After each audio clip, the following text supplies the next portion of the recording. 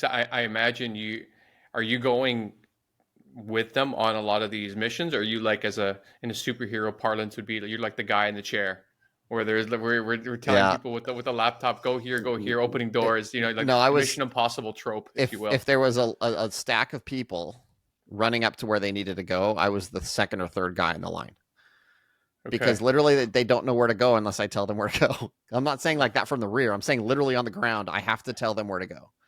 Right. Oh, Uh, so it's a So very, and I can't say specifically why that's the case, unfortunately, because of what we were doing. right. And but it was critical, and it was a dangerous position because of the fact of like literally you're out in front of everybody, and so you're exposed, and you're focusing on some equipment, so you don't maintain the same situational awareness. So you really have to trust the person next to you to be able to they handle you. You have a handler. You have somebody beside you that effectively their job is to keep you alive. Hmm. Granted, at the same time, it's not like I was always of the mindset, oh, I'm not completely incompetent, so I'm going to be able to handle myself.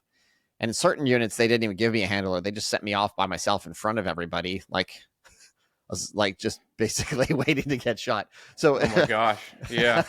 but it was, and I laugh about it now, but it was just depending upon the unit and the way that it worked. Sometimes it made more sense to just do that.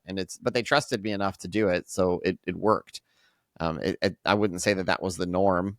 Uh, it's Right. all personality driven. And that was the hardest part about that particular community was finding an individual that we looked for three traits when we pulled people into that program. We looked for individuals that had the technical acumen, that they had the physical fitness to be able to keep up with these individuals, because they under no Hmm. circumstances could you ever slow anybody down. You had to be just as fast as everything else was going on as them. You didn't Sure. have to be everything the same as them, because that was a completely different skill set. Because if you could do that, then you would become one of them, and then there's nobody doing our job, right? And then the last one Sure. is your personality.